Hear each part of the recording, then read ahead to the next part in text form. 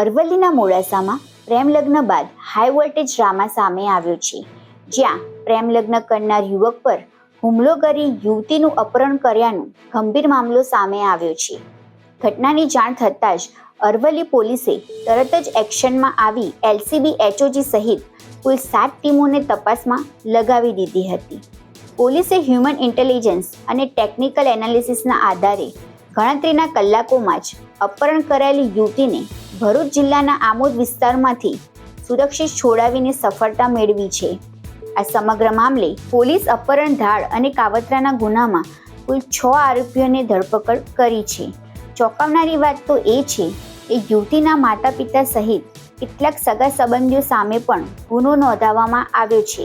આરોપ છે કે હુમલા દરમિયાન યુવક પાસે 55,000 રોકડા અને સોનાની ચેન પણ ઝૂંટાવી લેવામાં આવી હતી.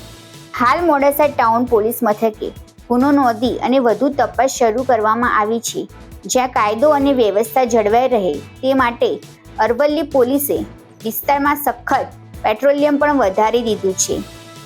પ્રેમ લગ્ન બાદ અપહરણ અને હુમલાનો આ મામલો સમગ્ર વિસ્તારમાં ચર્ચાનો વિષય બન્યો છે.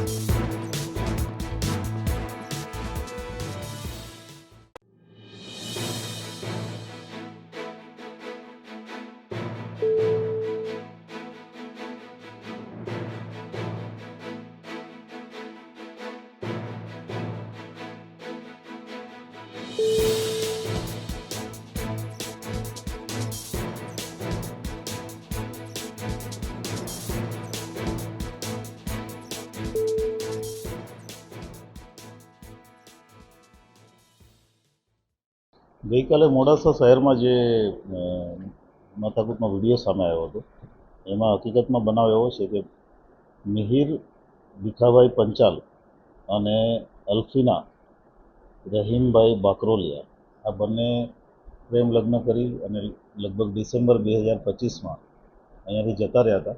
અને આ અલ્ફીના જે છે એ IELTSની એક્ઝામ માટે થઈ અને મોડાસા ટાઉનમાં આવેલી. એ દરમિયાન અલ્ફીનાના માતા પિતા અને એના મામા એમ બધાએ સામૂહિક ભેગા મળી અબ્દુલ રહીમ ગુલામ હુસૈન જે એના પિતા છે, પરવીનાબેન, સલાઉદ્દીન હુસૈન જે છોકરીના મામા છે, આસિફ, રૂહાન ઇરફાન હુસૈન પટેલ અને એક અરબાઝ કરીને છોકરો છે. આ બધાએ ભેગા મળી અને છોકરીને IELTSના સેન્ટર ઉપરથી ગાડીમાં બેસાડી અને અપહરણ કરીને લઈ ગયા હતા. અને પછી જેવી પોલીસને વિગતો મળી એટલે કુલ 7 અલગ અલગ ટીમો બનાવી એલસીબી, એસઓજી, સ્થાનિક પોલીસ સ્ટેશન, ડીવાયએસપીના સુપરવિઝનમાં અને અમે ભરૂચથી આ બધા જ આરોપીઓ એ છોકરી બધાને લઈ આવ્યા છીએ. જે અમારી સામે ફરિયાદ આવેલી છે એ મારામારી અને લૂંટની ફરિયાદ આવેલી છે એ અમે ફરિયાદ જે તે સમયે જે વિક્ટીમ છે એની દાખલ કરી અને આ તમામ આરોપીઓને અટક કરવાની કાર્યવાહી અત્યારે ચાલુ છે. છોકરી દ્વારા કોઈ નિવેદન આપવામાં આવ્યું? અમે અત્યારે હજી નિવેદનની પ્રક્રિયામાં છીએ. છોકરી જે પણ નિવેદન આપશે એ પ્રમાણે આગળની કાર્યવાહી થશે.